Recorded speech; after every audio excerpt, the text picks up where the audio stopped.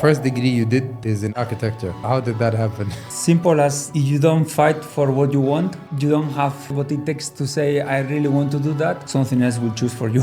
Simple as that. Is doubt only removed by action? We all have doubts, but I think the only chance you have to really see if it can be possible or not is to take action. To win is not to be number one. To win is to try to do your best within your circumstances. From your perspective, what is the high performance mindset? High performance mindset. Eneko Elosegi is a professional triathlete and has his master's degree in endurance coaching. 30 times he was among the top 10 in international Ironman races, and he has finished over 45 full-distance Ironman races. Let that sink in. In this episode, I asked him about the mindset required to become a champion, why doubt can only be removed through action, and I also asked him how he managed to leave his job as an architect to become a full-time athlete. All these great discussions and more in this episode. Alright, before we kick off with today's episode, if you can do me this small favor and subscribe to this channel, I'll truly appreciate it and it'll help me bring you more and more high performers to this show. This is the High Performance Mindset and today's guest is Eneko Elosegi. Enjoy this episode.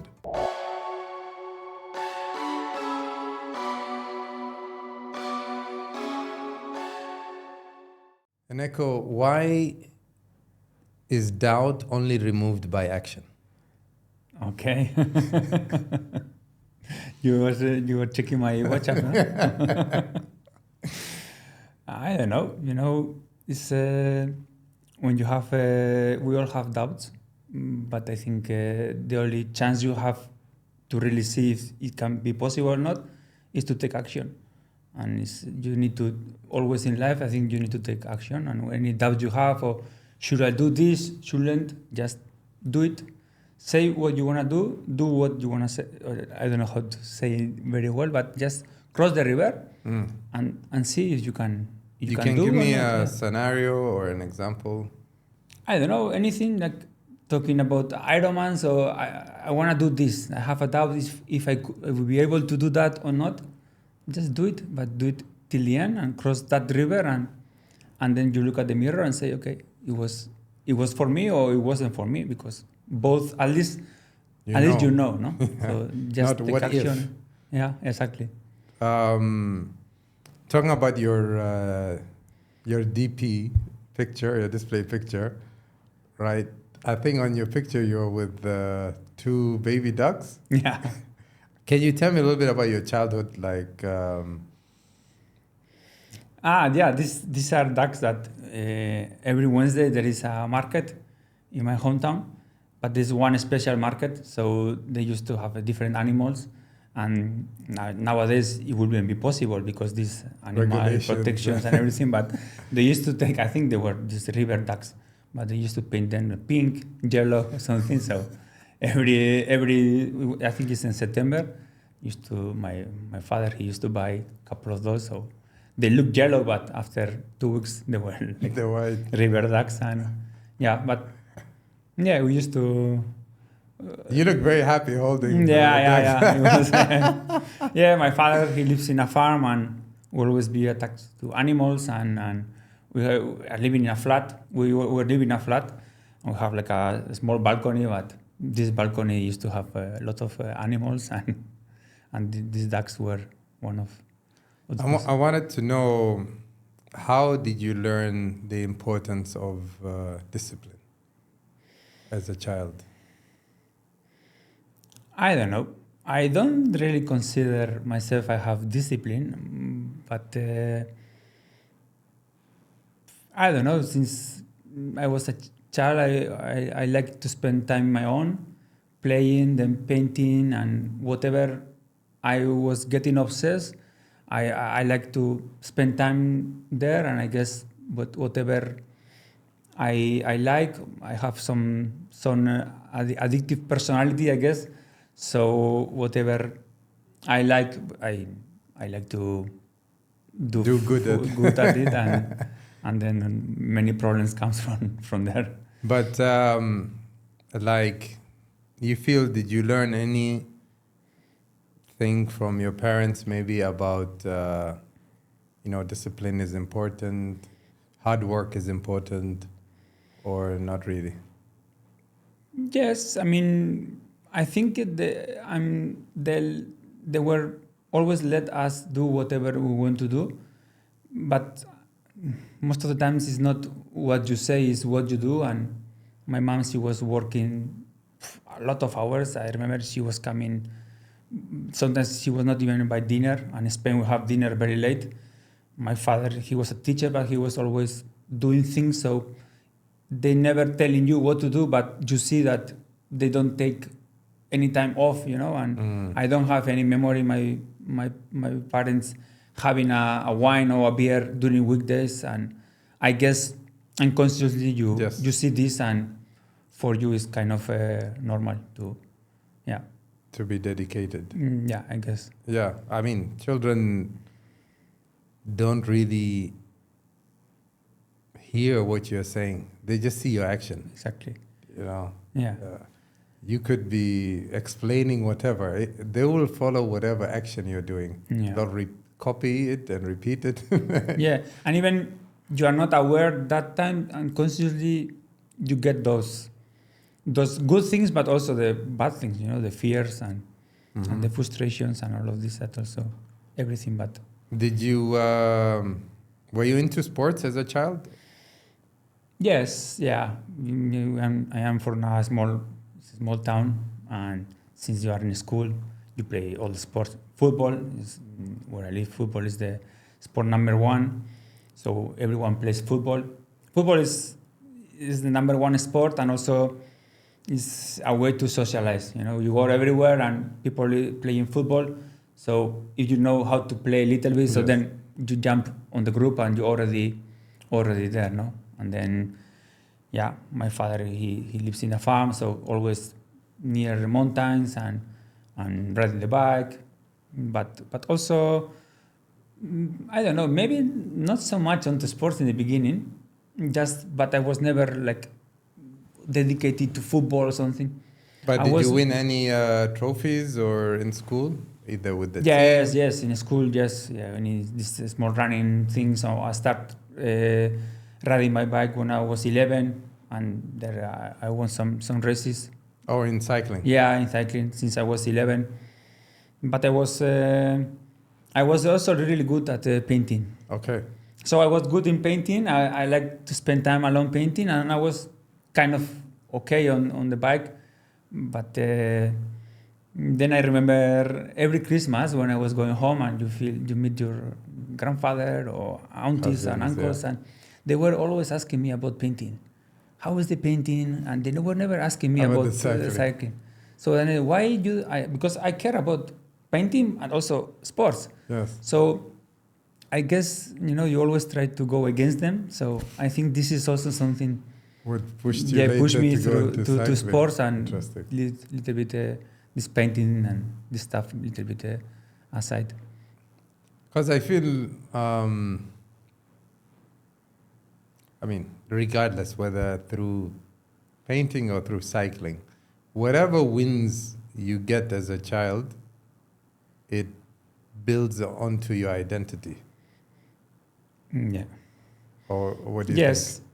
Yes, and in a good way, but sometimes in a bad way as well, right? Because sometimes, and I don't believe or I don't consider myself something very good in anything, but you kind of take like your identity is attached to have success in something, right? So there is the bad side of this is like you to think that everyone around you is respecting you because you are being good at something like this. I think this is a dangerous identity.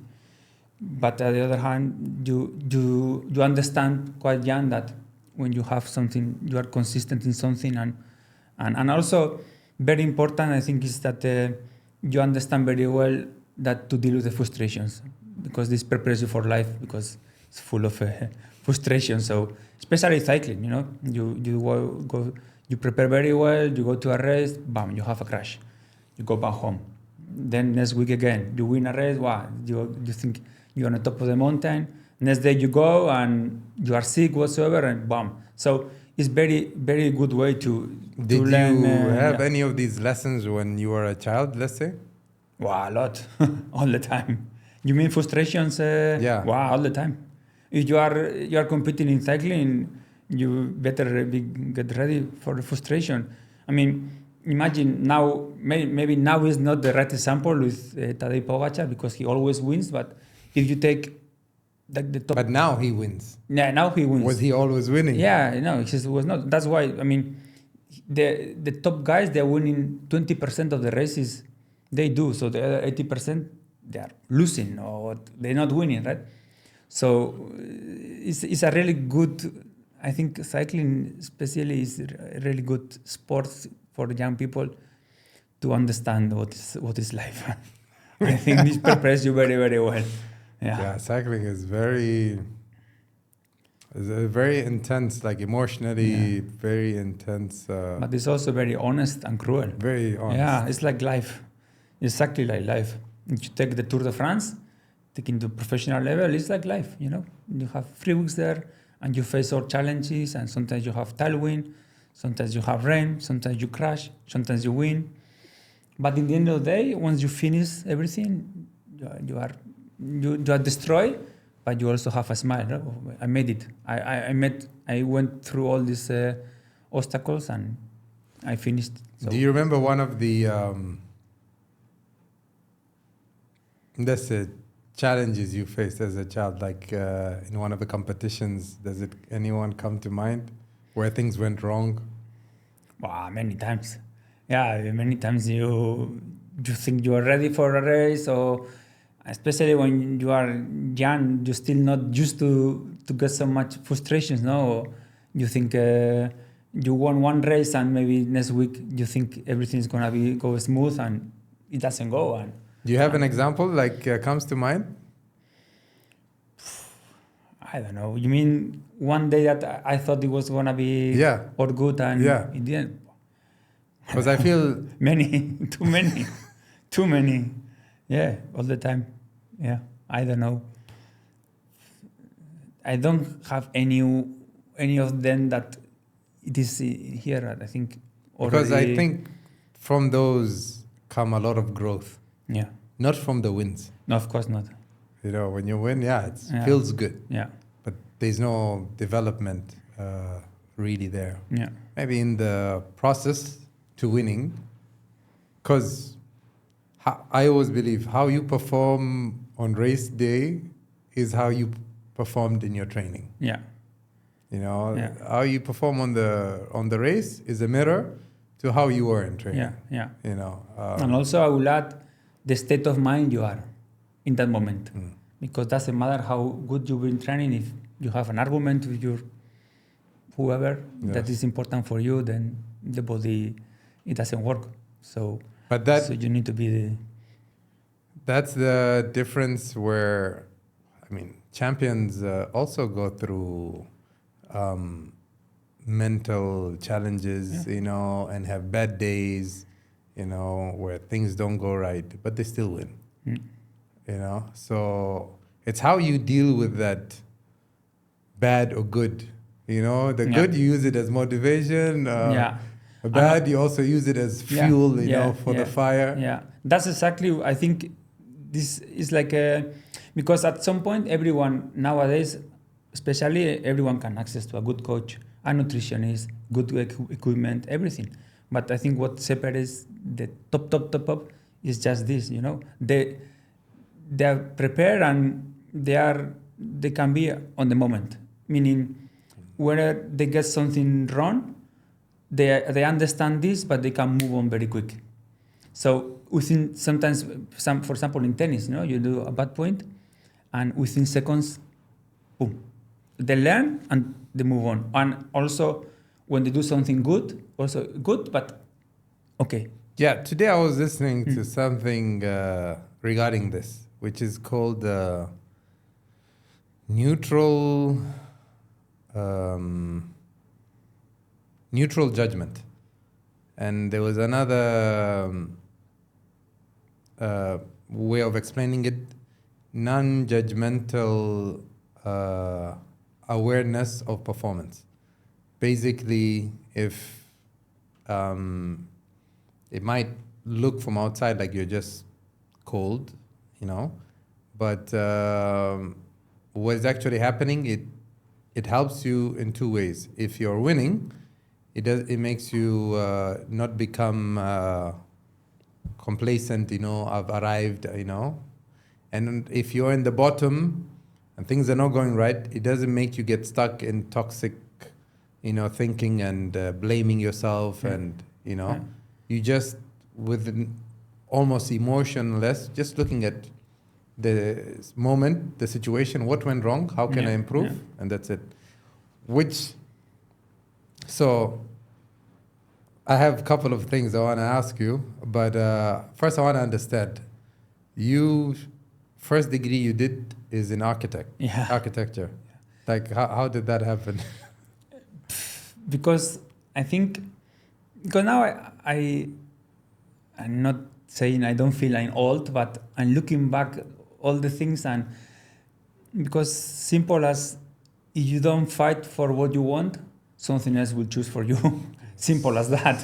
I was 18 years old. You think you are mature, but you don't have what it takes to say, I really want to do that. Yes. So coming from I was good at painting, so your parents tell you, as you are good in painting, what you should do this. So I think when you are young, and sometimes always you don't want to be responsible of your actions, so then you let someone else choose. So then you have someone to complain, right? Yes. So pretty much was this. You don't want to choose or say, I want to study this. So then they choose for you, and because they really want the best from you. But most of the time this is not what you really want, and it's not the best for you. But then you start studying this, and this, you need to. Why you feel it's not the best for you? Because I didn't want to do that. Simple as that. But when you are 18, what do you know? What do you are 18? I don't know now in 43 many things. So when you are 18, you don't know what you want to do and what you want to be. So this was the simple thing. And I think not only me, at least where I live, when you don't choose what you want to do, always someone else will choose.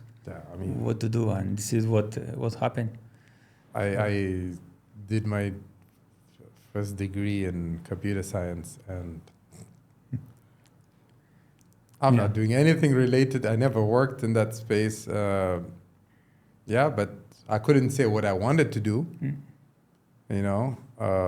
so I just picked something that I was into when I was 12 years old, or at least I was interested a little bit, with computers, and that was it.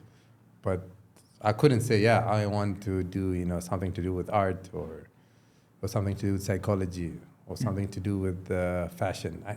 Those three things is what I wanted, and I couldn't choose any of those. Yeah. So and also, I don't know now, but in that time, when I was 18 or 16, you have in school some people that they were helping you which way you should take, right? So it was pretty much, I like sports, I'm cyclist, so what you wanna do? Of course, I wanna be in the Tour de France, No, of course, you cannot live, it's very difficult to be professional athlete, so you better study engineer so you have more income. Or I like horses, so what do you wanna do? I wanna run my horses, but you cannot live running horses. But they were not, I don't know if now, but okay, you like horses, you might not go to Olympic Games, but you might study veterinary, coach horses, I don't know whatsoever. No one told me, okay, you like cycling, most probably you won't be a professional cyclist, but maybe you can be in a Tour de France coach, you can be a massage therapist, you can be whatever related to that, which is great, but no one is point in that direction, right? No, because it's a whole industry. It's not just one profession. Exactly.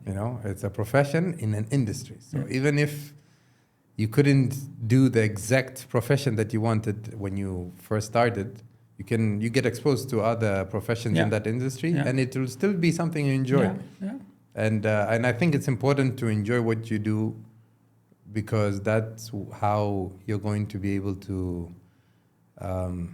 give it more time without burning yourself up, without being frustrated, without hating your life, without fighting and giving attitude to your loved ones, your family, and, which is most of the society, because we're all aiming to survive. Exactly. We're not aiming to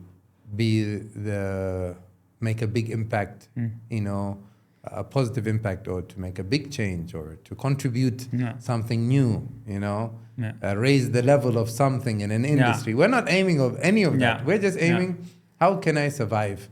There's a lot of jobs in this industry.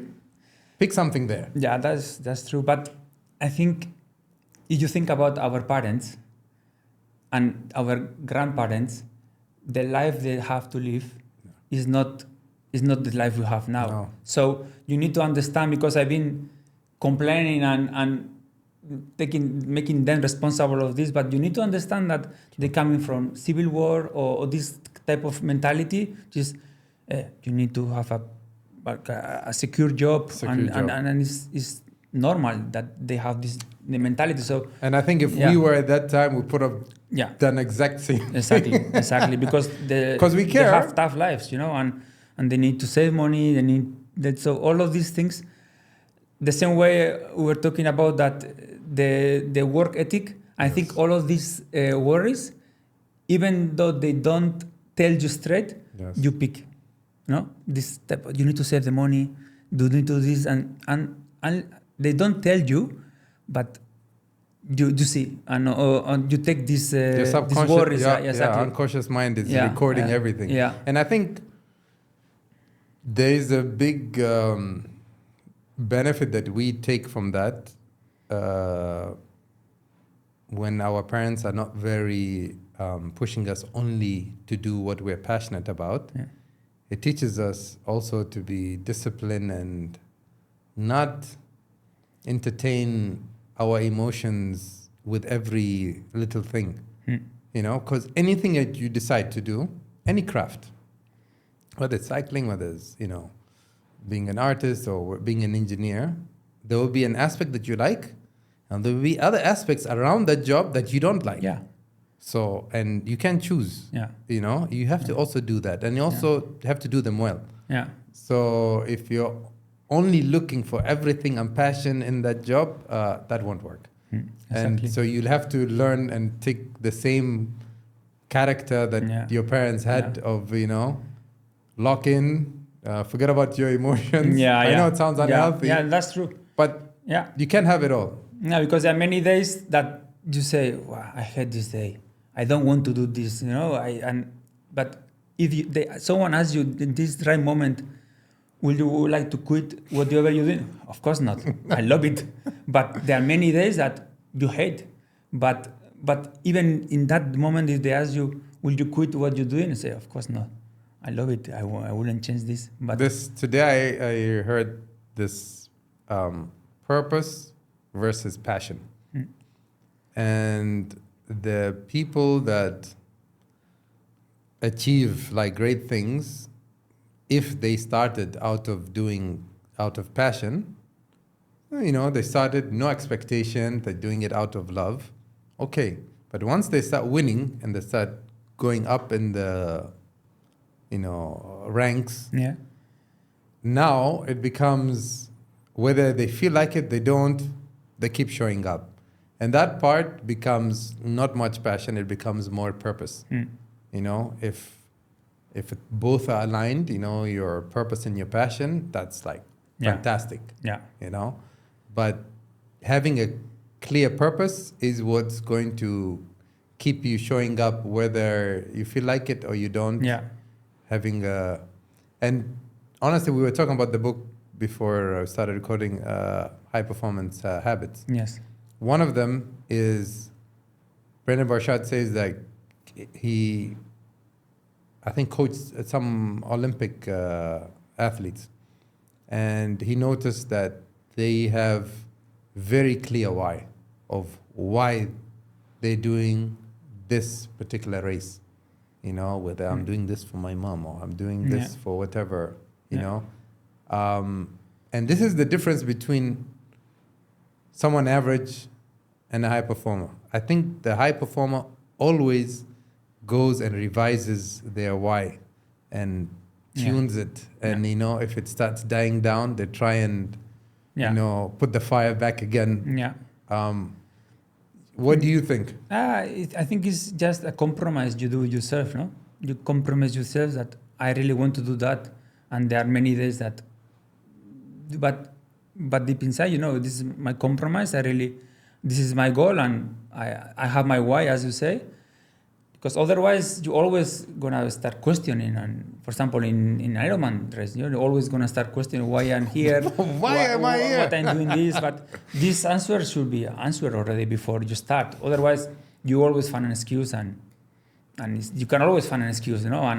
And I like to compare always Ironman race or cycling races or with normal life, because I think they are alike, you know. Whatever you wanna do in life is have the same, no? And you don't. We always think that everything has to be controlled and everything is gonna go smooth. And talking about high performance, I think they understand very well that it's not gonna be smooth, but they're also ready to adapt and act very quick. Yeah. I wanted to ask you, like, regarding adaptation, how important is it with Ironman training or cycling? It's everything. It's everything, because in the end, it's training, and the Ironman, the race itself is, you need to always be a quick problem solver, because you're gonna have 100 problems. You have a stomach problem, cramps. You might have a flat, whatsoever. So the problem comes that people, they're not expecting that they're gonna have a cramp, or they're not expecting that. So then whenever they get this, they panic. But you need to be, okay, this might happen, but whenever it happens, I know what to do. And then whenever it happens, okay, I keep calm and I move on. Because in the end of the day, this is like life, you know. You have a plan, but then this always is like a real plan, no? Like Mike Tyson exactly. says. Until you get the first. Everybody has a plan until they get punched in the face. And that's the. And I think with cycling I think cycling is like even more than running or swimming. Like in terms of being, you have to get in with the mindset of being ready to adapt. Being flexible, you know, flexible but fixed on winning regardless. You know, I mean, I think there are very small cases where you just have to, you don't have a choice. You have to just quit the race. But, and I'm sure you've been in those situations. All right. So after you did your architecture degree, how long did it take till you decided, okay, this is not what I want to do? I think 1 or 2 years only. So you were still studying? No, I finished the studies and I started working as an architect. But you mean 1 or 2 years after you started working? Yeah, I was working 1 or 2 years, and then I just say. I hated every single day. I was just work was a hobby, and job was training. So I was working because I have to, and because still I didn't have what it takes to say I don't want to do that, and I was just training and thinking about racing whenever I have some holidays, so just take this to go to races, and that was my life. Just that time there was not much internet, so you were checking races and all this stuff, but just dreaming. One day I want to do this race, I want to do that, but the work was I don't know. I don't have really good. You remember memories you remember the day that you You resigned? Yeah. I bought some cookies. I brought the cookies, and I see you. What you gonna do? I don't know, but you won't see me here anymore. Did you have like any clear plan B or? No, of course no. No. I didn't. At that moment, I just wanted to be. I wanted to race in Ironman, and So- that's it. And I remember while I was working, I did some Ironmans and some races that went well. So I get an invitation to go to Japan. So how did you get into Ironman? Because before you were just cycling. Yeah, I right? was cyclist from 11 years old until 19. And then I was at university studying architecture, so I didn't have time. I was not doing well on the bike. But before you started university, like you were winning some cycling competitions. Yeah, but just not Local. Not. I was in. Then I joined in 120. Like you go maybe other cities. In Spain. all over Spain, and I represent the national basket team in Spanish championship, and I was doing okay. I mean, Hey, that's a big deal. not. And then I joined one of the best under 23 teams in Spain, and I think we were 24 that time, and I think for this 24, maybe 20, they went pro. So I was one of the ones that didn't. But I mean, I was also studying architecture, and it was time consuming, and also some few other things going on in my life. Mm-hmm. So it does. So how did you got into Ironman? I always have interest in Ironman while I was cyclist, because that time there was Eurosport. They used to broadcast the Ironman Kona. So I remember, like when I was 16, Kona is the Hawaii one. Yeah, I was, and then I have a friend that he was doing triathlon, so he always was showing me the magazines, because there was not internet that time, obviously, and not Facebook, not Instagram, nothing. And I remember 1999, my uncle took me to Australia, and I bought a couple of magazines. And on the cover was I remember was one guy, Chris McCormack. 1999. And I always have interest. But long story short, in 2013, I was living with McCormack for a few months. How did that happen? I don't know. Just I was living in Taiwan, and there was a race there, so he came. And before that Ironman, we did stage race and cycling, so we were in the same team, and he was living in Thailand. So I was with another guy that they were friends, so why you don't come with me and another couple of, it was like a big brother house, we were living around his house. So for me, someone you saw in the magazines 1919, and then you are living with him. And I wanted to ask you, like, how did that have an impact on you? Yeah, I don't know. It's sometimes it's like, when you're gonna travel to somewhere and you've never been there, but you've been watching so many videos and so many pictures. Once you are there, it feels like I think I've been here, something like this. So it's like, I think, when sometimes you see someone famous in the street and you want to say hi because you think you feel like you know them, it's like that's something similar. Yeah. But what about after living with them for that period? Yeah. What do you feel you learned from him regarding mindset? Wow, a lot. From him, a lot. But now when I think about while you are there, not so much. Because so much is going on in your head. But now when you remember things, now you understand more. Because when you see what these guys do, it is so simple that you don't want to believe. No, this is a training plan. No, it must be something behind. Because you think this must be like a NASA. That everything is, and then you see and you understand why. It's just because there was joy.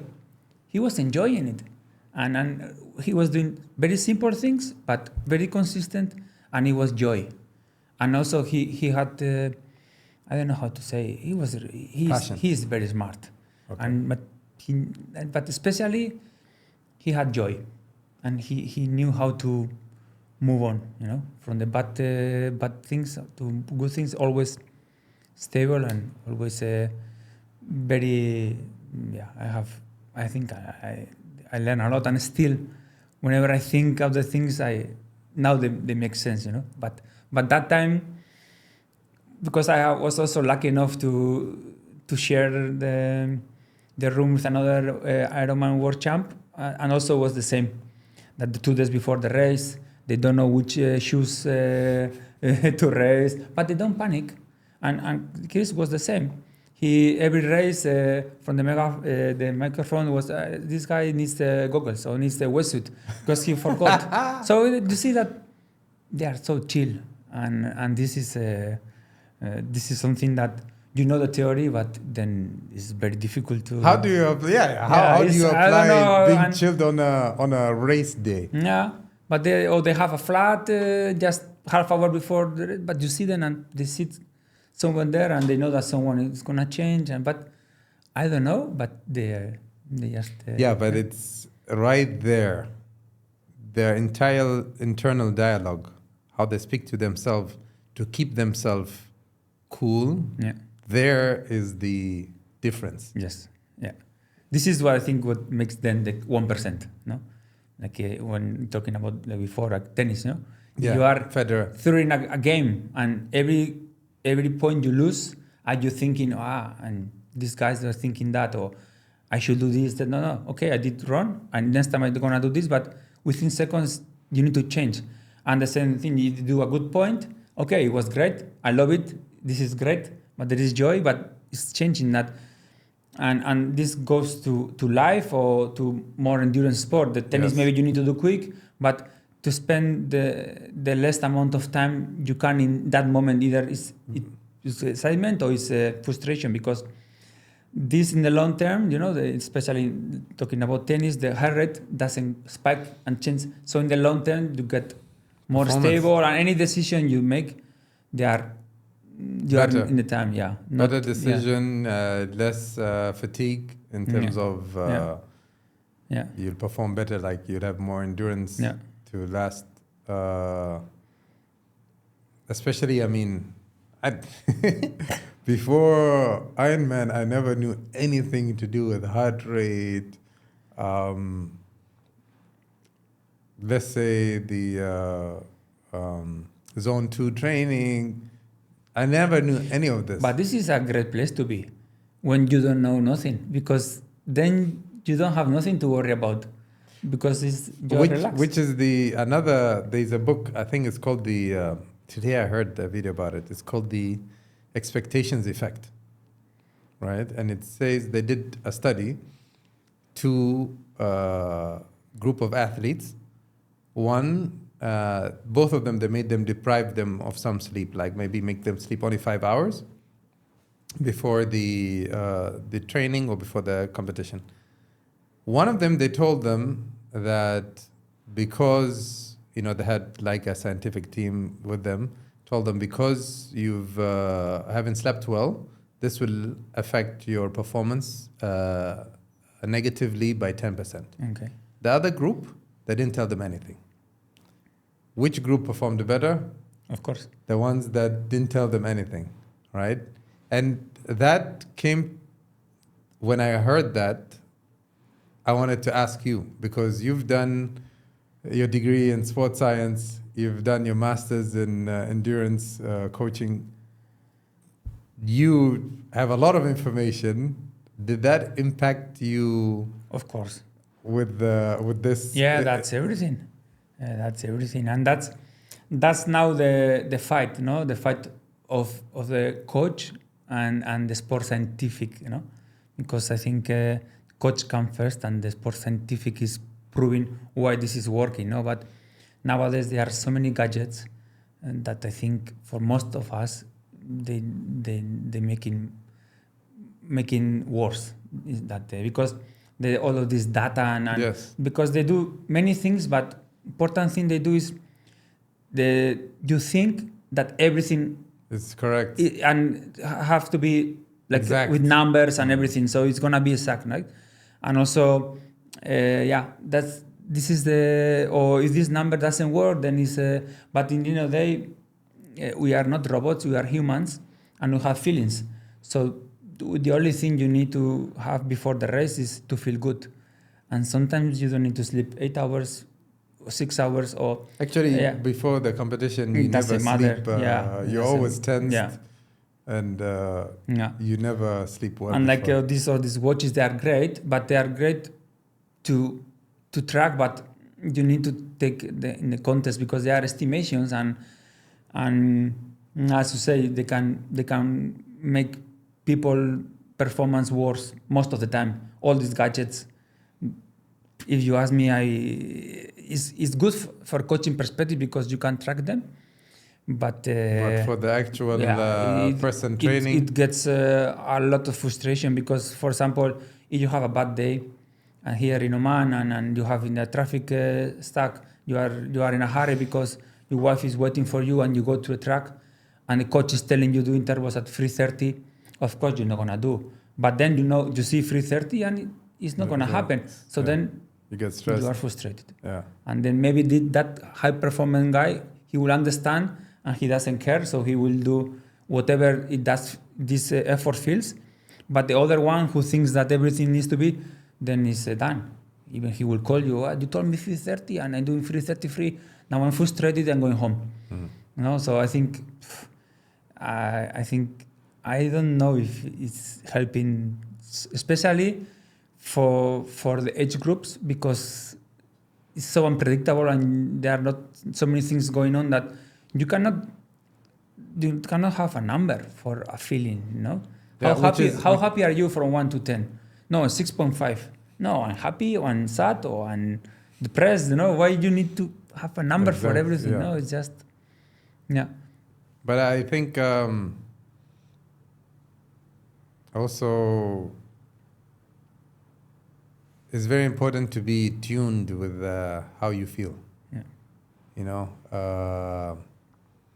Whether, because it's a thin line where you can push yourself more, and the usual, your body is just telling you, oh, I'm tired, or oh, this hurts, or whatever, and anything to do with endurance, get used to pain. Make pain your friend. This is rule number 1. But there's a thin line where if you push yourself, maybe your Achilles will go, maybe, you'll push yourself and then you'll have an injury and then you stop for a longer time. So you have to, and only you can tell where you are. You know your body, if you're giving yourself an excuse, and and sometimes you will push yourself more because of people's expectations. Yeah. But you should also know that if things go wrong, you're the one who's going to suffer. Exactly. And nobody will be there to help no one cares. you. At the end of the day, you do one race and after two weeks people will ask, but did you really race? Yeah, I was with you talking after finish line. You remember? No, I don't remember. So it's simple as that. And I think the athlete, he can feel but he cannot see, and the coach can see but cannot feel. So many times I ask, how do you feel? And they tell you, no, coach, you should know. You see the numbers, but one thing is the numbers and it's the feelings. Because as you say, sometimes the numbers are there, but the feeling. But I think, you tell me, with most, I don't know, depending on the person you're training, some people, if you tell them, how do you feel, they'll always complain. Yeah. Oh, no, because, I didn't sleep good yesterday. Very rare. So, from your coaching experience, is there a way, you've trained a couple of athletes that became champions. Yeah. Is there a way to tell who's going to become a champion and who won't? Do you see some common things in the ones who became champion? Yeah, you mean, yeah, once you are with them few months, you see that, especially those things. For example, simple example, two guys, and this can happen. You go to a pool, and you forget about your swimsuit. How you call it? Your shorts or shorts. yeah. Yeah. One guy, he calls you, coach, I didn't swim because I forgot this. And then another guy, he calls you, coach, you don't know what happened. I forgot it, and I have to swim with the underpants. Who is gonna be better? You know, one is finding solutions, and the other one just not doing something. So there, you see, or sometimes you don't even need to see always the numbers, but when you have a coffee, then you understand very well who is. Sometimes you don't know exactly why, but when you talk to someone, you know that he. You know, you're telling me this. I remember once I was going to Intercorn to do my swimming. After the swimming, I said I'll do my run. Everything I finished. I want to go for my run. My shoes are not there. I'll drive back home and get it, and maybe run another day. It's like, no. We're running. I remember maybe short while before that, my brother sent me a video about this guy running bare feet. Okay. Right? And, he does 50K running, and how that's, was better on his knees. I was like, you know what? I have knee problems. Why don't we check it out? Yeah, so yeah. I ran, from Intercorn all the way to Crown Plaza, going up and coming down. And it was nice on the knees, maybe on the feet a little bit, pinching here and there. Yeah. But hey, that day the 5K was done. Yeah. Next Exactly. day, regardless. You need to find a solution and not get frustrated with everything, because otherwise if you only train the days you feel good, then you train once in a month. No chance. Yeah. So I think it's the most important thing. Just. What do you feel helps the people you train build discipline, and what gets in their way of becoming disciplined or being consistent? I think discipline or motivation, it needs to come within. Then you need to bring it. I cannot motivate you to wake up every day 5 o'clock in the morning, and it's true that depends what type of athlete you are. You are coming and say, I want to be professional, then obviously you need to. But if you are someone who is waking up every day 4 a.m. and has 3 kids and a business and everything, if he doesn't make one day, what you gonna say? I mean, I cannot say anything because I didn't experience that, never. So depends the person. But I think the motive. But for you, it's tough because you've always trained to win. You always trained for competition. Yes, but to win is not to be number one. To win is to try to do your best within your circumstances, because the winner is only one. Perfect. But I think I train everyone to win. But to win is, so whenever they cross the finish line, say, wow, they're proud I'm of happy and themselves. proud of myself, Yes. and because it was worth it. And also what I sacrifice is also worth it, because sometimes also this is another topic, if you want to break 5 hours, but in order to do that you sacrifice so many things that probably is not worth it, and this is also very important. Yeah, I think especially with like Ironman, or even with cycling, if you're cycling, as a professional, you have to have a very clear why of why you're doing it, because the sacrifice will be big. And if from the beginning the why was not very aligned with your values, then you're climbing the wrong ladder. And then you realize you're already stuck on this ladder, and now you've went so much up, you don't want to go back down. Yeah. And you just want to keep climbing and climbing and climbing, and then even when you're up, you're like, this is not why but I want to do it. What I see is with professionals, from the age groupers, there's a big difference. Because the professional, nowadays you see all professionals, they are 18, 20, younger and younger. So it's not something they choose. It's something they start playing, and they are so good that suddenly they find themselves with a contract. And then sometimes there is no joy anymore. They didn't really choose to do that because they were so good, so they do it. So then it's tough.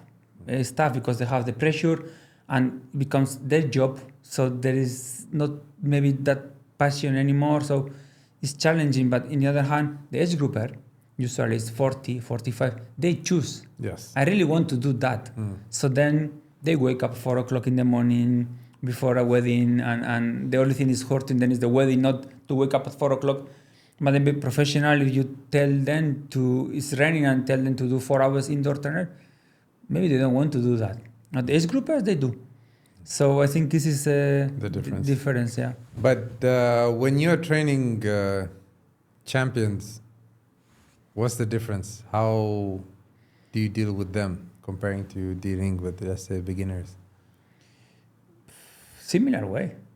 Yeah, similar way. Try to understand them and try, because it's difficult. It's easy to say, but it's difficult to do. Try to coach the person and not the athlete. And doesn't matter your level, because everyone has we're very similar in many things, and try to coach the person and the circumstances, and that is easy to say, but it's not so easy to do. But this is, I think. You remember your first Ironman race? Yes, the one I finished or I didn't finish, because the first one I didn't finish. You didn't? Was it 70.3 or is it? No, straight was the full, of course. So why? You were already good in swimming and... No.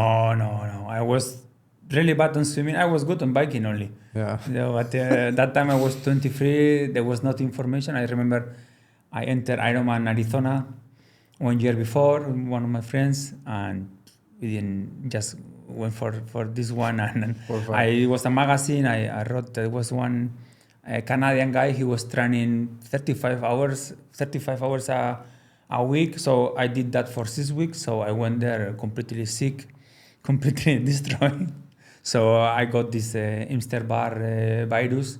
So I was there, but I wasn't. I was just my body, myself. I don't know where I was. So this was my first experience. Okay, so the first one doesn't count. Yeah, that doesn't count. So then it took me like 2 months to kind of recover, because this virus, it's tough because your immunity is down. Yeah. You can't fight it. And then I went to UK, and then I won the age group, and then I qualified to Kona, of course. Oh, so the first Ironman you did I finished straight. Yeah, I mean, I was training 35 hours. Then I rest for 2 months. Then I was ready for the Ironman. Yeah. So it was only. Yeah, the one I got sick was April, and do you remember what August was when I qualified? Yeah, for 4 months. You remember what went through your head when the first time, when you got sick? Like any negative thoughts came? Yes, but yes, wanted to get into training again. Or did it make you want now to go even harder in the next time? Yeah. Of course, I was thinking I should do this because I didn't do well, so I need to keep training the same. Of course, I didn't think it was another way, because this was 2007. Imagine that time was no information, and you try and swim like a swimmer, bike like a biker, and run like a runner. So you do everything. So that period of time was so what, there was 30, not information. 35 hours a week, meaning like how many hours a day? Like the whole day. Yeah. I was studying in university, but I was not going to class. I was just training the whole day.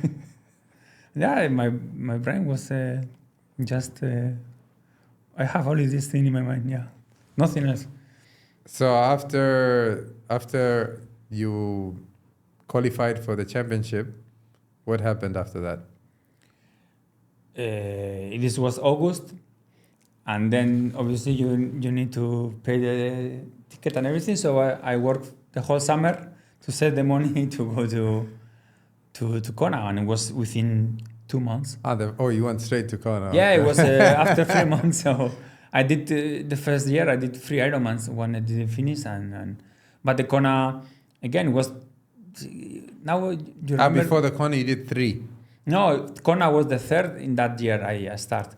But I have only 2 months. You're counting the first one that you didn't do. Yeah, then second one qualifying, third Kona. Yeah, no, the third Ironman in my life was Kona, but the second one I finished. And yeah, in Kona also. How was it when you finished the first Ironman? Was it hard? I don't have that memory because I was training so much that it was just another training day. I was training a lot. Because now I always say, I don't know what you have to do, but I know exactly what you don't have to do because I think I have done all of this. You know, all the mistakes someone can do. I think I've been through what are the mistakes you feel you overtrain all the time. Overtrain all the time. Food nutrition, play with all the things, the keto and this and this, the other. So, and also racing too much. When you have a good race, to rest very quick. When you have a bad race, to get rest very quick as well. So yeah, just all the mistakes you can do when you go to a race with. But now the things change a lot from that. This was almost 20 years ago, and there was not Facebook or no Instagram, and it was good. There were many things that were good, but there was not information, and so you need to guess and yeah, but it was good time. What were the challenges you had when you first started training? What was hard for you? Cycling, of course, was easy. Swimming, of course, swimming. I didn't know how to swim. And what did you do to learn? In my hometown, there were so few coaches, and you ask for advice, and you try to check some videos. But no coach actually training you. No, it was always because I don't know. When you are the young, budget, yeah. You are not budget also, but I don't know if it's called arrogant or not. But I want to say this: where I was living, I couldn't see anyone was good. So then when you join and say, why are you gonna teach me something when I don't think you are good? No, so then someone else needs to. So I will do by myself, But now, obviously, you understand that it's not like this. That's why I think I know what you don't need to do, at least. Yeah. But yeah. Okay. There was a period also you lived with other champions in Thailand. Yeah, Thailand was with Chris when I was living, but I was also living in Taiwan for a few years, and there also I learned a lot because there I think I met really good, as you like to say, like high performance. They were good business guys, and the way they think, and for me they open. But again, now that I think about this, that time not so much because I was onto my races and my simple thing, I was not thinking I want to be a coach or I want to be that. No, I want to race next week. This race I will need to win, and then next week. So my brain was not thinking. And I think that's the only way to win as a champion. You can't have many things you're focusing on. Yeah. No, it needs to be. You need to the brain needs to be empty when you're doing the thing. And no, that's I never performed in a high level, but that period of time was when I was performing the best because, as you say, my brain was empty. Now You have too many things going on. Top 10 in Ironman is no joke. Yes, but things change a lot since then. And to improve there is like you have to sacrifice so much for every, second. Yeah. Yes. Every second is like this big. Yeah, and now you understand many things, but when you are there, just say, okay, another one, try more, because you always think that way, no? What are the lessons you feel you learned from that time in Taiwan? To slow down a little bit, to take a pause. What do you mean by slowing down? Because I was doing 4 or 5 Ironmans, and how you call it, and one season, and already the other way was next one, but life always tells you have to stop. And maybe that time, early in the first Ironman, was telling me with that sickness, but obviously you don't want to listen. Again, I have something similar. 2010. 2010 is when you broke your neck? No, neck I broke it 2017. Then I broke. What happened in 2010? 2010 again, I was racing a lot. I was performing well, so I wanted to race more and more until I got is another variant of cytomegalovirus. It's like an Epstein-Barr virus that takes you like 3 months. But again, you're not thinking. You're thinking, okay, now I know how to do that because I've been there, and you just keep going. But always life. First it tells you like this, then like that, and if you don't want to listen, it's pop. And you will get the message. Yeah, you will get 100%.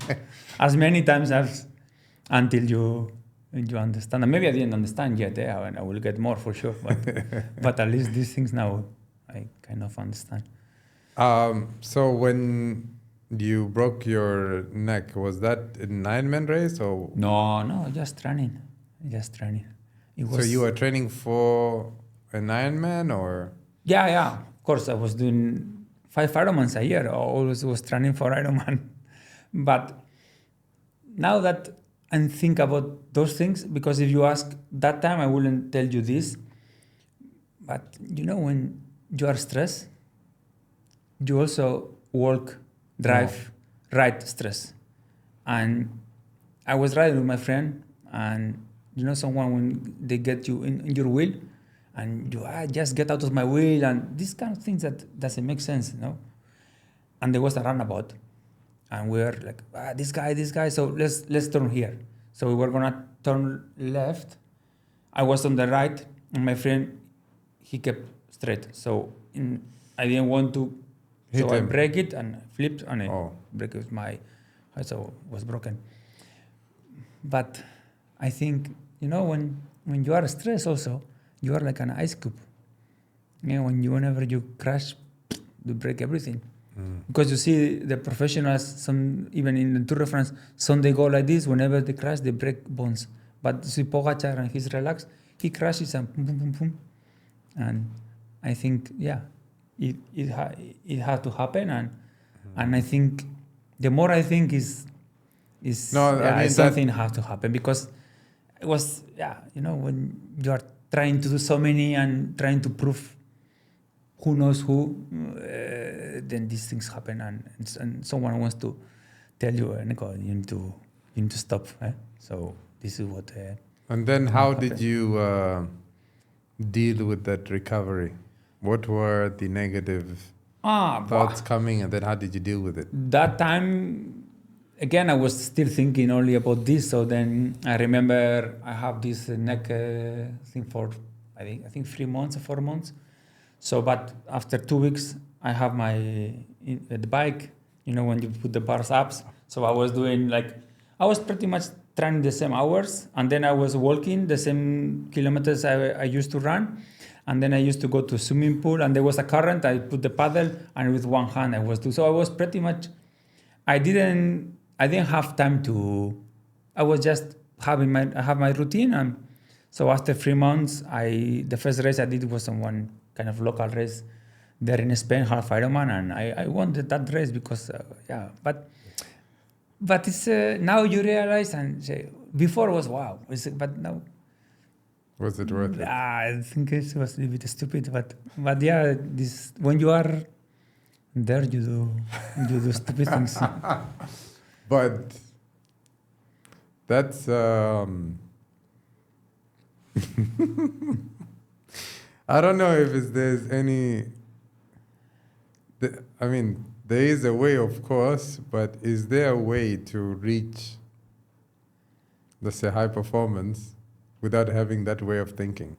Of course, after you've pushed yourself and you learned where's high and where's too much and how to manage, not to over push yourself or to be disciplined, because it's a different kind of discipline to hold yourself from training. Yeah.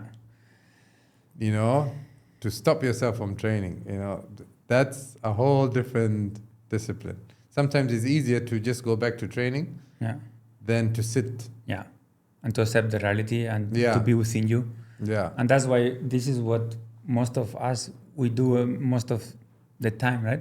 We try to hide ourselves in something else. Because many people, now I start doing runs without music, but there was a period of time that I couldn't run without music, And you see people, this meditation, but you cannot even listen to your breath or be within you because it's scary, Yes. So it's... honestly, like very recent, maybe about a month ago, I traveled, I went to Europe, but it was the first time I traveled alone. I never traveled alone before. It's always either meeting a friend or, or we're traveling together. But me going and coming back whole trip just alone never happened. And I felt there was fear in me. And I was like, why is there fear? And I realized that, I'm scared to be alone with myself. Yeah. And then you're asking yourself, why are you scared to be alone with yourself? That means you're not, at least this is what came to my mind. Oh, Hisham, you're not as positive as you think you are. Yeah. Okay. I guess we're going to have to now deal with this. Yeah. So on the trip, you learn to be friends with yourself. Yeah. Because otherwise it would be a bad company. Yeah, true. And I had faced this already, not by choice. This time is like more by choice. Yeah. Previous time was during COVID, when I first time got the virus, and I was sharing the flat with my brother, and I had to, because he's a pilot, so he had to get grounded because he interacted with me, not because he has, So I was stuck in the room. At least he could go to the living room and go to the room. Me, I cannot leave the four walls. And the first day, after a couple of hours, I was like, man, Hisham, you're not as positive as I thought, because I'm getting a lot of negative vibe and there's no one in the room but you. Yeah. So then I was like, okay. No. That's when it came. You're not as positive as you think you are. And I like to have the identity, I'm a positive person. Yeah. So... But I think, talking about this high performance, when I think it's a misunderstanding when people think, you need to be positive, you need to talk positive way. But this is wrong, because we all have negative thoughts. So, and if you say that you need to talk yourself positively, and when you have negative thoughts, wow, no, positive. No, it's okay. It's normal to have negative thoughts, but I know how to deal with them. Okay, I'm scared. Okay, Eneko, be okay. Be ready, because you know how to do that. You've been in this situation before. Otherwise, if you're not, I know that I'm gonna move on from here, right? Yeah. Because if you say positive, but no one is all the time positive. No, but okay. So for me, being positive is seeing the brighter side. Yeah. Same reality. Yeah. True. 1, 2, 3, 4, 5, 10 things are going wrong. Very true. Yeah. Yes. But also 1, 2, 3, 4, 5 things are also going right. Yes. What do you want to focus? Exactly. Yeah. You are And right. it's a muscle that have to be trained. Yes. You don't just wake up, one day I was negative and then boom, there was this light and I became positive. Yeah. No. You are right. There was no, there was not. There was like, you're negative. Now let's deal with this negative guy. So now every time, like I had so much negative expectations for silly things, like you don't even want to leave your hotel. Oh no, let's go to the coffee shop. No. If you go to the coffee shop, I don't know, 1, 2, 3, bad thing will happen. Like to that extent, you'd be like, no. Hey, let's just give it a try. Yeah. All right. Yeah. And then you go and great, because your expectations are so low. Yeah. It's very easy for you to get impressed. But like, hey, it turned out way better than our very low expectations. Yeah. And then you could say I learned to become friends with myself. Yeah. Like before, I only had the side in me that whips me. Come on, you lazy, weak. Do you want to be the weak one? No, but always that voice. Yeah. But now I learned to have that, hey, look at the good thing you've done here. Look at the little, and of course, because of Ironman, I learned to appreciate micro improvements. Yeah. Before that, when I was just doing bodybuilding, it's like, you're always just looking at the mirror. You're trying to look at how big is this muscle or that muscle, which is very hard to assess, and you don't know how to appreciate small improvements. Yeah. But with Ironman or endurance training, you maybe have distance, which you can assess yourself. Okay, Yes. I'm making improvement, clear improvement. And every person appreciates knowing that they're making improvements. Yes. If they don't get it for a long time, they feel like this is not for me. Yeah. But if they're getting reminded that, hey, you're making progress, it's easy for them to get motivated, to go and do the things that's working. Yes. It's very difficult to understand that it's scary sometimes to be with yourself, and it's difficult because we all have these layers, that we hide ourselves because we think that we need to be this way, that way, and we hide our in lot of layers, and we are inside, and it's very difficult. Do you remember when you first started training without music or anything? I mean, I do. Both. It's not music, but I don't know. When you feel like something is finishing, like when Ironman, for example, and I guess it's similar for many stages in your life. You think, wow, now the best part of my life is done. It's done. So now everything is gonna, but until you realize that maybe something good is done, but something better is gonna come. How did you deal with that? Because for most of your life, you've been the athlete, you've been the champion, you're going for championships, and then that becomes your identity. Yeah. Now, how do you stop becoming the performer? Yeah. You're not the guy in the spotlight. It's not easy. It's not easy to accept that. To do that switch. Yeah, but I think I have the privilege to still stay in the sport in another way. I want to compete, but my goals always, you need to have a small goal. Otherwise, you are used to do something your whole life and you stop it. Of course. You're not gonna perform the same, in your normal life, right? But it's tough. It's tough to realize that. And how do you make yourself look at the brighter side, or? Now that, for example, coaching, when your athletes they win, you feel not exactly the same feeling, but you have still that feeling, right? Yes. And also when they fail, the frustration, you also have that Feel the pain when with you them. when someone the race doesn't go as expected, and they feel bad, you also feel bad, and then you understand, but there is these feelings, they were gonna keep having these feelings, no?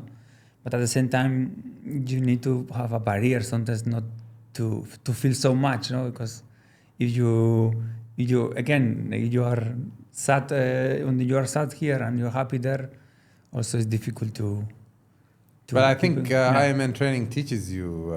Yes. Yeah, there's no other choice. Yeah, Yeah, you don't have a choice. Yeah, you Otherwise, have- you don't have a chance to win or complete even. Yeah. Yeah. I remember the first Ironman. I went the day before to the bike shop. Got my bike, polished. All serviced, everything perfect. Dropped the bike there in Takon. Next day, come in the morning, flat tire. And I didn't come early enough. And I think I didn't bring my pump. Oh my God. Of course. It's something new, or already is something new, so you are, it's normal to feel Yeah, it. And then you have this extra situation, then you know. And I wanted to do it, the Ironman, just to get over with it, because I had this fear I've been sleeping and waking up with, and I wanted this fear to get over, this race. I just want to finish this race. I've been training, and now I see that maybe I won't have this chance, and I don't want to continue with this nightmare, you know?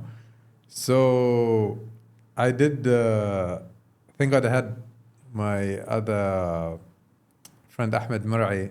He was doing the Ironman as well, and I think that was his probably 10th. So, he did 2, I think, championships, 1 and, 8 70.3s. So he told some guys, see if you can get the mechanic to come and do the bike while we go for the swim. That gave me some hope. But so you were swimming and you was still there. Didn't know that the bike was ready. No, I knew it, the flat tire. Yeah. But you didn't see the wheel fixed. No. Okay, so you were and I swimming. had fear, Of course. but I was like, hey, focus on this. You'll deal with that when you get to it. Okay. So I did the swim, come out, flat tire. Ah! Okay, now, go with the bike. Thank God the station wasn't far, and then the guys just fixed the valve, put the air, and I got on the bike. And I was so happy to be in the race, still in the race. Yeah.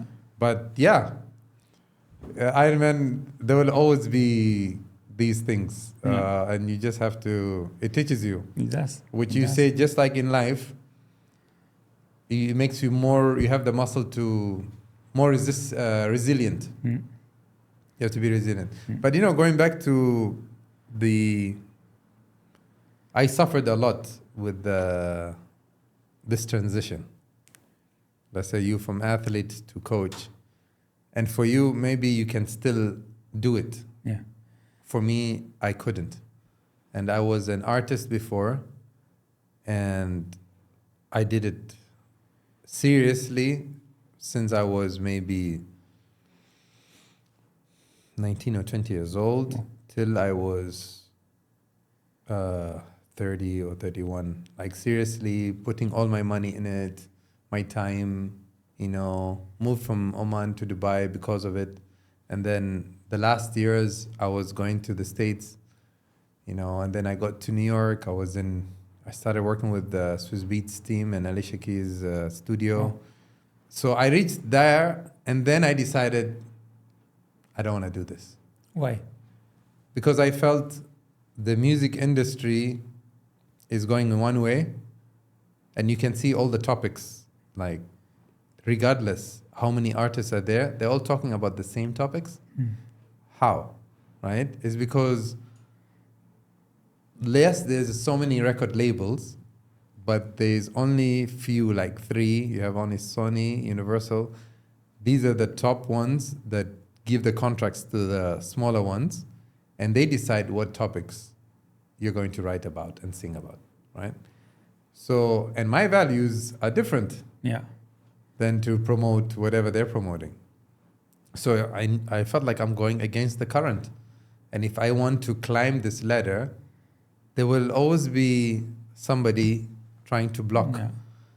And someone can say like, Hisham, you couldn't see it when you were here.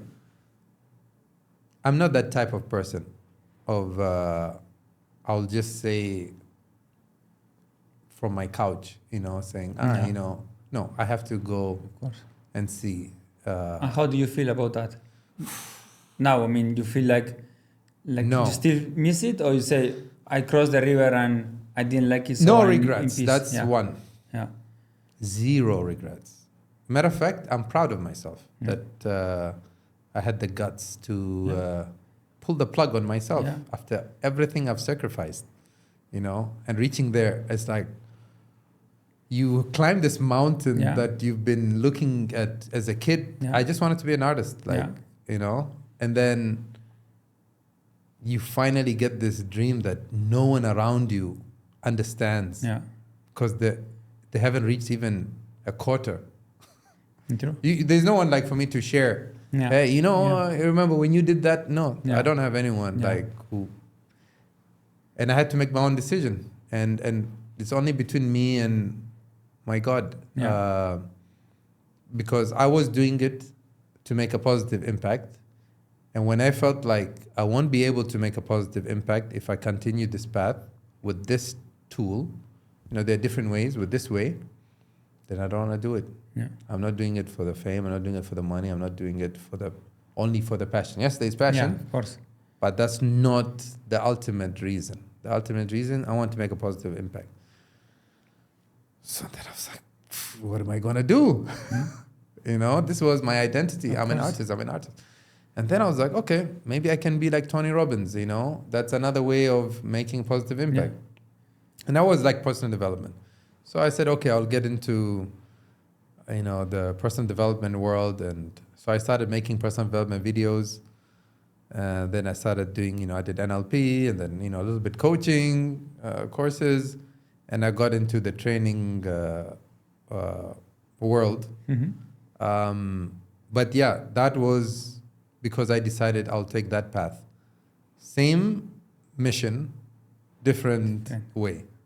But didn't change the mission. The direction is the same. We're just taking a different route. And that's it. And it's up to you to decide if all the things that you invested in before is going to come to your advantage or it is going to a waste. Yeah. It's up to you. Yeah. It's always advantage. Always. Always. Even when I was studying architecture, the things I studied there, or the things you learn somewhere, they don't make sense. But after 2 years, 10 years, 20 years, they always something that you can take from there. And this is... And like I always tell you, I always appreciate, always gratitude. Yeah. It's nice. It's very good. Yeah. Is it easy? No. Right? But that's where the real gratitude comes. And of course, with Ironman, you understand it more. We hope, like, let's say the lesson I've learned from architecture will be so big. Because of architecture, it made me, do my trainings in this way. No, maybe it's something very tiny. Yeah. Is that tiny nothing? No. It plays a role, very important role. Without it, this whole thing won't be the same. The whole house, there are different pieces. Each one plays a big role. Yes. And like in the Atomic Habits, you have the 1% rule, for the compound effect. Like they have the British cycling coach who came with the British cycling team. They were doing bad for almost 100 years. They didn't win any gold medals until brands they don't want to associate with the British cycling team. And then until this coach came, and I think within a span of less than 10 years, they won like 6 gold medals. And the thing that he did different is when he joined the team, he said, I want to change even 1% improvement in everything to do with the cycling, from their grip to their seat, like a psychologist to come and help them with their sleep. Every which someone low performance mindset will be like, what's the point of 1%? Yeah, a lot. But high performers, they know they will pay so much. I want that 1%. I want that 1%. Let me bring this coach for this 1%. Let me go travel to learn 1% in there, you know. Let me bring an expert for this. Then I want an expert for this. And, you know. So going back to how did I deal with it is I'm clear why I did it. And I'm proud of why I did it. I know exactly why I'm doing what I'm doing. And I'm very proud. So I think is whether it's with you or anyone else, if you're in a situation where you have to end, you know, you have, and also because I'm very passionate about it, sometimes I don't want even to talk about that. To go and do even a little bit.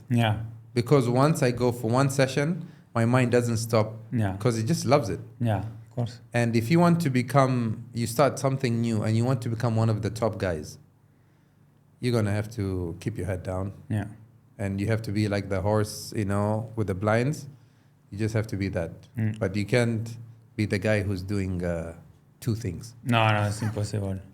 But I think it's very important that you are in peace, that you reach to that point, you saw what you saw, and you didn't want to go that way, right? And I think to have that feeling of peace, it's wow.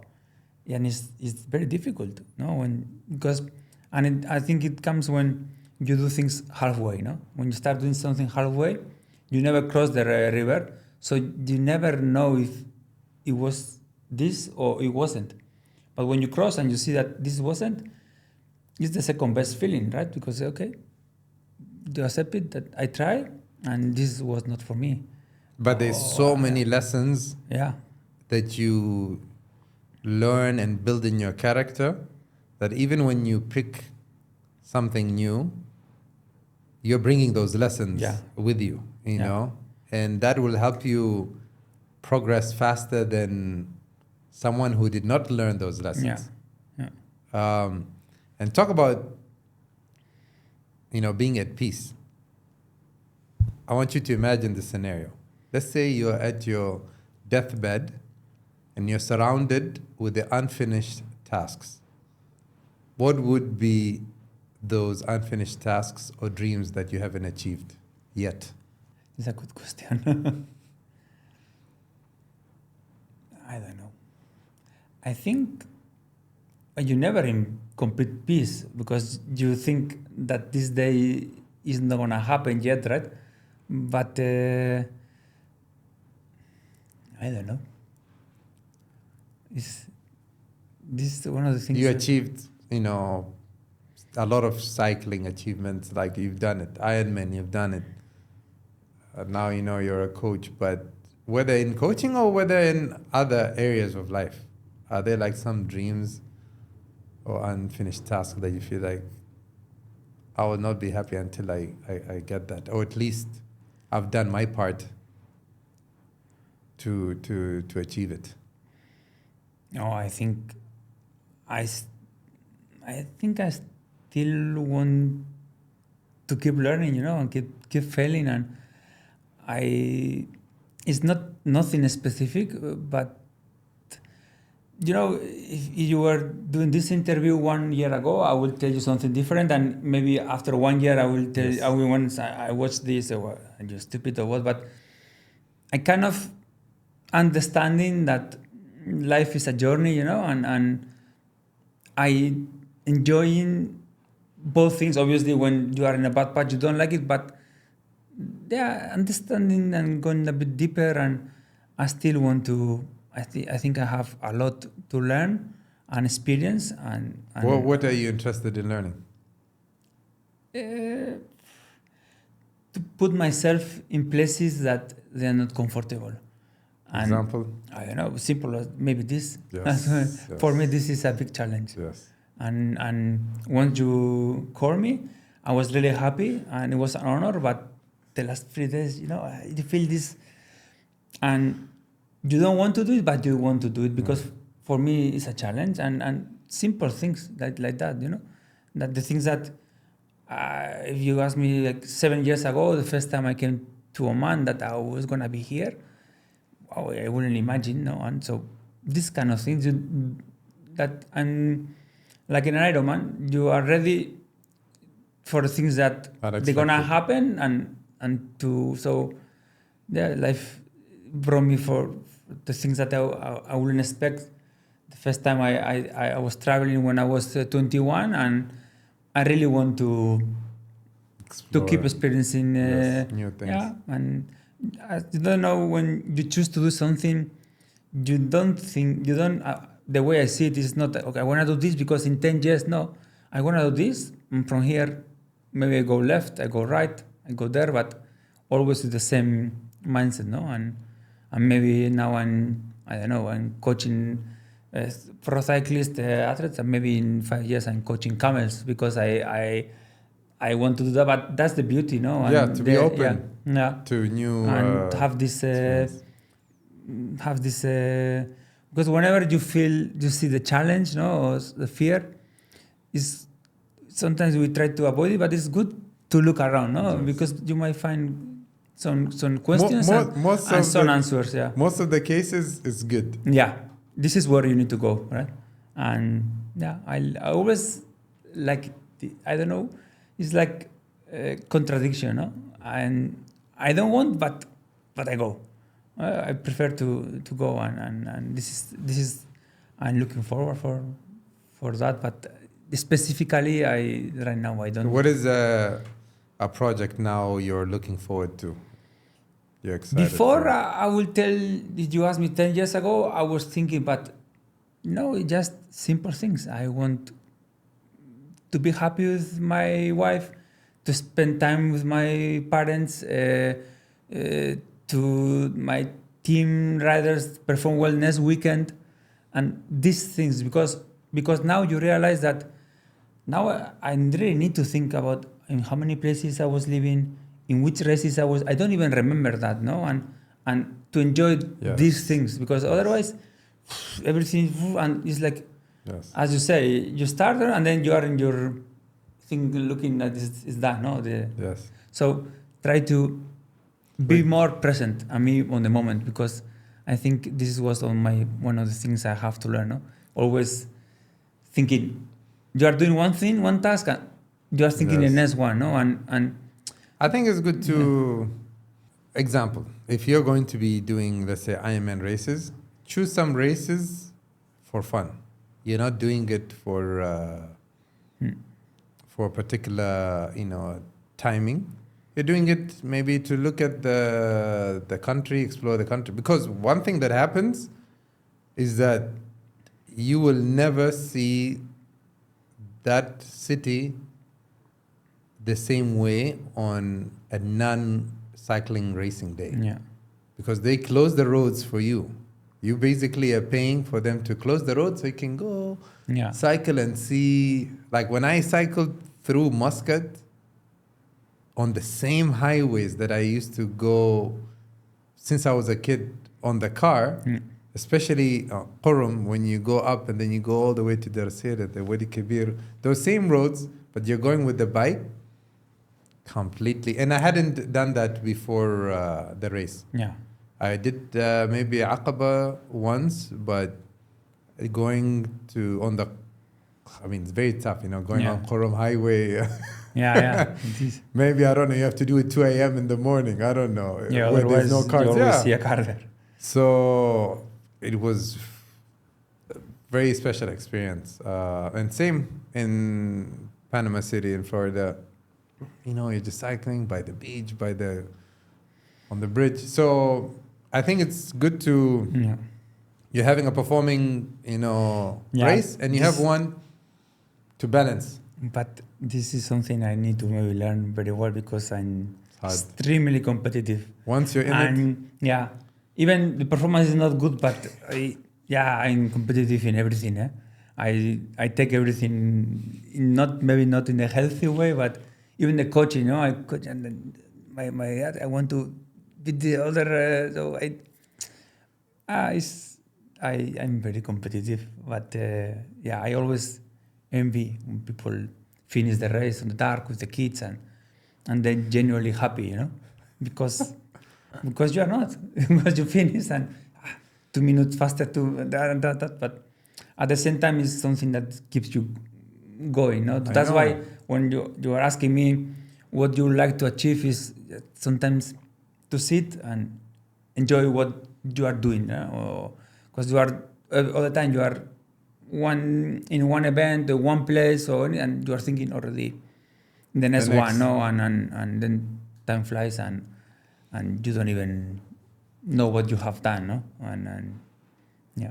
what's called, you've been coaching the Oman cycling team. No, I could talk for many hours now. In Oman, we built a team. Okay. With Mohammed Masrouri, and we have many riders. We were coaching Omani riders. Since, when did you start? 2019. Okay. And how have you been seeing the progress? It's good, but it's tough. I think Omanis are talented, and they have a talent, and they have, this, but the environment is tough. You have tough weather. The roads are dangerous. So for these conditions are tough. I think this is you live in Spain or in Europe. You have races every weekend. You have competitions. It's normal that everyone is in school doing, and here there's an ecosystem supporting it's you. Already Yes. Not supporting maybe in the way some people think here, that supporting economically. No. But making it easier for you to just train. Yeah, it's easy. You just want to train. Any village has a club. There's always volunteers. They take into races. It's relatively safe to ride the bike. Yeah, so there are teams, and here is I think sometimes, and this is something we Europeans or Western, we need to learn, that sometimes we come here, football, you see how many football coaches, they come to Saudi Arabia here, they see, you're doing everything wrong, and now I will fix everything, and after 2 months, they go home, because you need to understand the circumstances, and it's not easy. And so, as you say, 1% improvement in every area, and not try to destroy everything and build a new. But it's also something that I'm learning now, no? Because when you come and you are enthusiastic and you want to change things, so you fight a lot, no? Yeah. So I think sport is growing now. Ironman, you have a full distance in Oman. I think this is December, amazing. Yeah. Experience Oman is a sponsor. Tour of Oman. This is what, the third or what? How many years have been doing? No. I don't know, maybe more than 10, no? Tour of Oman is the reason that I knew that Oman was hilly. And this was 2014 or something, when I was watching in Eurosport. Oh, actually there are climbs, and there are a lot of things going on.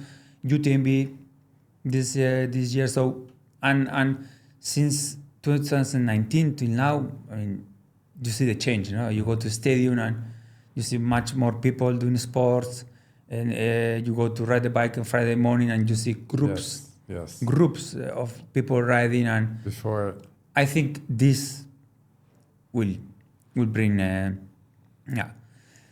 but it's tough. I think you have to, very tough, but you have to basically. I mean, part of adapting will be changing the goals and your expectations. Yeah. Once you change expectations, you change the goals that you're trying to achieve. Yeah. Something I see And it's not only in Oman, maybe in many places. People think that you need to get help in order to be good. And you need to be good, and then you will get help. And this is everywhere. In Spain, this is what I believe. Yeah, but here there is some culture when Yes. you deal with some football. Victim mindset. Not good because you don't have money. Yeah, but in Europe, there are thousands of licenses and no one gets help. People is paying money to enter clubs, and it's so much competition that whoever is good is really good. But this, or like the same way you really want to be a musician, and unfortunately in Oman maybe there are not that chances. So you take you bought and you go to US, no? Okay, if you wanna be cyclist, the same way as you wanna be the doctor in I don't know whatever you wanna be a specialist, you go to Europe, you study 5 years in university, and you do a scholarship, and you become a good cyclist, and then when you come, for sure they're gonna help you because everyone will be proud. So this mindset, I think, is also. Otherwise, what? Yeah, they're not helping me. Okay, that's not fair. You deserve, but I don't know. What you gonna do? Nothing. Yes. You're gonna cross until you get 30 and your life is gone. Just go pick something else, Yeah. But don't stay doing it while you're complaining. Yeah. Make up your mind. Yeah. Okay, no support, whatever. So do you still want to do it or you want to quit? Yeah. Same thing when I was studying architecture. I was comparing to my mom, but at the same time I was living at her house, living like in a hotel, no? Say, I'm doing for her. Yeah, but I didn't have what it takes to say, I'm going to study something else. Yes. I will work. Yes. So I will pay myself, no? And something similar, no? Yeah. You're not helping me. That's why I know it, but I don't want to do something by myself, no? Actually, I had exactly same, very similar situation. So I started working, you could say by 19 years old, which is not normal here. Here, maybe now more, some students before, you could say the average, class, the middle class, sorry, they go to university or college, they finish, and then they look for a job, But to come from, middle class, let's say, and be working is not normal, But my reason was two things. One, I was getting B's and C's because I was just studying the same day of the exam, I can say, no, it was very hard. Yeah, but I did not put any effort. Yeah. So there was always guilt. My parents are paying for my university and I'm not studying, and then I get bad grades, and then they feel bad, and then, they tell me, we're working hard and you're not appreciating. So I wanted to take accountability that I don't feel bad. So as soon as I got an opportunity to work, I remember I got an opportunity before, but it wasn't enough for me to pay for my university. So I said, no, sorry, I can't. It sounds very nice, and then I got another opportunity, call center. I could pay for my call straight away. I went, told my dad, I got a job and you won't have to pay for my university anymore. Oh. And in my head, I had this long conversation is going to happen. I'm going to tell my dad, and then he's going to tell me this, and then I'll respond. In my head, it was going to be a very long conversation. When I went, I told him, I remember, actually it was in this house, in the living room, and I said, I got a job and I'll be able to afford to pay for my university. You won't have to pay for me anymore. Like, I'll pay from now for my university. He asked me, are you sure? I was like, yeah. He said, okay. I was like, that's it? That's it, of course. I'm waiting. Okay, in my head, all right, I went to the room, I was like, that's it? And it helped me. It helped me be more independent with my decisions. Of course. I'm paying for myself. Yeah. But this, when you are that age, to be able to do that is not so easy. Eh? It's easier to complain and be living in the hotel, you know? Yeah. And a lot of people are like that. They'll tell me, I have a dream to do this, I have a dream to do that. And they don't want to do the sacrifice. Yeah. You know, maybe if I move to Europe and I become a cyclist or a triathlete, maybe I'll have to live, you know, very simple life. Yeah. And here I'm comfortable, family, you know, around my friends. I'm driving a nice car. I don't want to go now, you know. But also, and as we talked before, and it doesn't happen. You don't make it. You have a career. Regrets. You have a career in Europe. You might maybe learn a language. You meet people that maybe, I don't know, you want to open a coffee shop here and you have contacts there, and you never know. No, the people you meet, as we talked before, also the people you meet, it happened to me. People I met in Taiwan 15 years ago, now I'm in touch with them, I'm coaching one of them, and sometimes you meet them through, I don't know, but because the world is very small and kind of closes, you know, and you never know. And I think if you're doing, you've always been a person who had good work ethic, these things become easier. Yeah. And the other people see that and respect that in you. So when in the future the time comes for a way you guys to collaborate, easy. Yes. Yeah. You know Eneko, I know I can depend on him. Yeah. He's a reliable person. Yeah. Okay, sure, yeah, let's do this project. Yeah, 1, 2, 3, you can straight, you know. This is the way I see it. Yeah, it's like when you go for an interview and, what you did? No, I was 19, I was paying my studies. Bam. I don't want to know much more, you know. Or what you do? No, I could this, I went there, I survived there, then I come here, I guess, okay. I don't know, something different. No? For some people, maybe not. Yeah, and going back to the mindset of the victim mindset. The government is not supporting me, blah, blah, blah. All these things are not in your hand. Yeah. You know, if I have a special diamond or pink diamond, and here there's no market for that. Yeah. Should I just sit and complain? The government are not providing ecosystem to sell pink diamonds. Or should I just go and travel, you know, to the right market and compete with because when I go there, it won't be the buyer is waiting for me. No, I'm going to go there. Because it was never easier than these times to do these things. Because you have information, you have contact, you can contact everyone. Yeah, before you don't know. You send an email, you check a blog or something, you send an email and you went somewhere that you didn't even know where you were going. But you don't know what's behind. Yeah, now it's easy. Yes. It wasn't easier. Now it's, but... All right, so I have to ask you the question.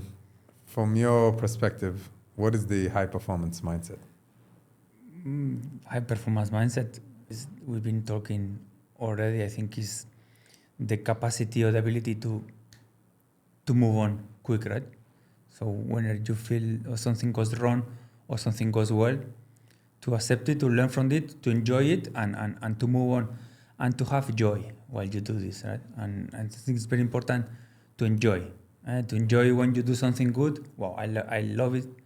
And when it doesn't go well, okay, I accept it, I learn very quick, and I move on as soon as I can. And I think this is the way I see the high performance. Perfect. Mindset, yeah. Perfect. Eneko. Yeah. Man, this was amazing, really. I don't know.